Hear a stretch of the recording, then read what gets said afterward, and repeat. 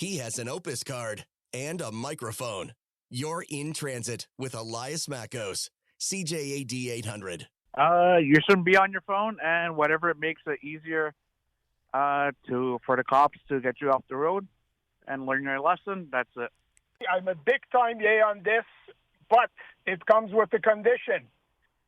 At the same time, I want to be equipped with body cams. Drones who invade your personal space is really weird, and it's just going to get worse and worse. I swear, people here, every time there's a new law that comes in, they're like, yes, give us some more. We love it when you guys ruin our freedom. It's so horrible. I don't know why. One day they're going to realize that it's just not going to be okay. And me, as someone who's young, I grew up, and the more I grew up, I realized the less I have freedom. Elias, I don't know. Have you paid attention to a lot of these cars? I'll use Tesla, Subaru, where they got a television screen as a dash. Yes. They're massive. Massive if screens. That's not distracted driving. I don't know what is. It's totally crazy. And, our rights are like muscles, as auditors in the States say. Your rights are like muscles. If you don't use them, you lose them. I do not want to be given a ticket by a remote camera. There's a human being at the end of it, but they're hiding behind it. Yeah. I think you want to give me a ticket? You do it face-to-face like a human being.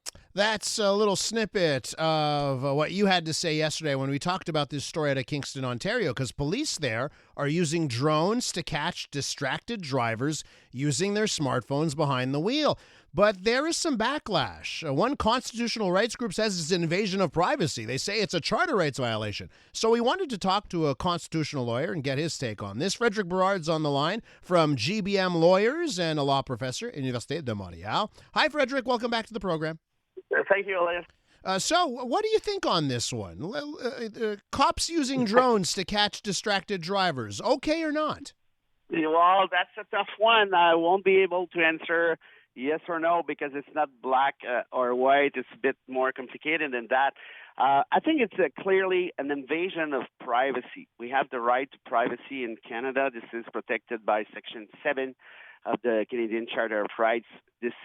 For me, this is clear. But it's not because there's a violation of a right that this violation cannot be justified under a free and a free society, right? We already discussed that together a few times. So here in this particular case, invasion of privacy is certainly clear in the sense that the drone is spying on you while you're driving. So that for me that's pretty obvious. But is this justified? Mm-hmm. Is this necessary to ensure public security? Because when we're talking about public security, usually the courts are way more entitled to justify that sort of violation. Just think about when during Christmas time when you're driving and there's some cops waiting for you on the line and asking you to get out of the car. This has been decided as justified violation of Section 7. So I think there is probably a discussion that we're going to have on this with that regards. So, we actually reached out to the Montreal Police Force, the SPVM, asked them if they're using drones. They wrote back. They said they're actually studying using drones within the context of Quebec legislation as an additional road safety tool. They say the project currently under development. They won't be able to comment on the matter or present any results so far.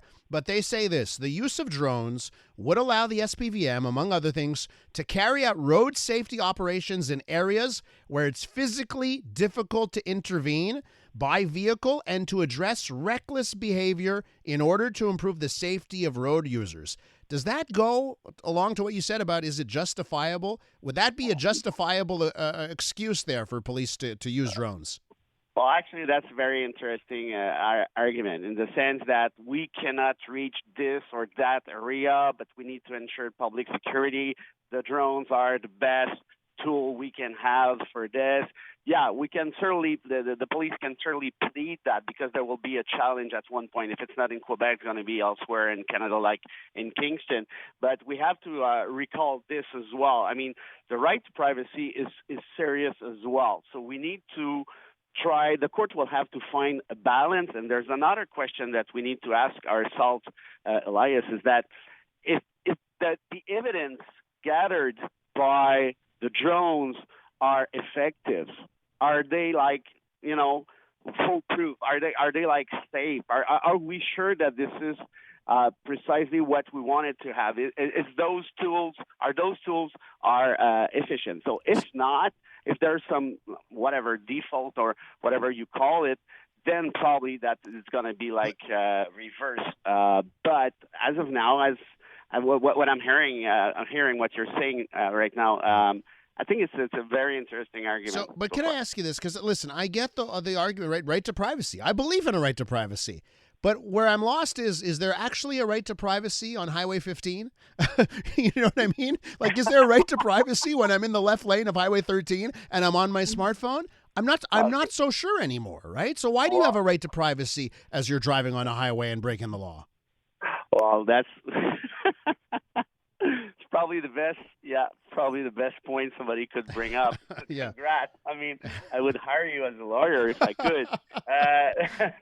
Seriously, it's very interesting, because the right to privacy does not any longer exist in a way when you're driving, for obvious reason, and the obvious reason is ensuring the public security. That is for sure.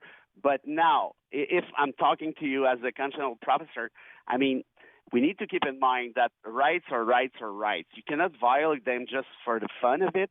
You cannot violate them if you're not sure that the tool is safe and efficient. We need to violate those rights if necessary, if it is justified, and if it is a minimum of encroachment to the right itself. So this is what the court's going to have to decide, but frankly, as you said, well, there's already a road open there for the cops to bring, I guess. Can I ask you to wrap up here on the slippery slope argument, right? Because I mentioned this yesterday on the show. Okay, they use it to catch bad drivers, and everyone's like, oh, this is a great idea. But what if they decided, well, we're going to use the drones to hover above backyards and find people who are contravening certain laws, like the law about fences around pools or whatever it is?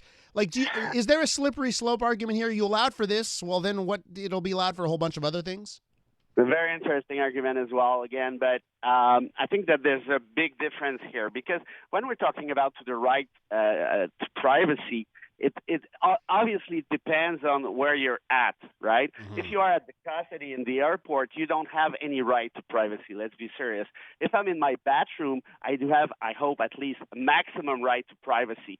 If I'm in my backyard, well, it's less than in my bathroom, but it's more than the airport, right? Uh-huh. And if I'm driving on the road in my car, I do have less privacy than I do have in my backyard. So it's all a matter of where you're at. What are your expectations? What are your reasonable expectations, obviously? So I think that we could not bring that argument to the backyard. But again, I mean, we're seeing what's happening right now in Occident about the fundamental rights. So yes, I think that we need to be very careful. When you violate a right, let's think about what could be the next step. Frédéric Berard, thank you so much for coming on the show today. Thanks to you. Frédéric Berard is a constitutional lawyer at GBM Lawyers.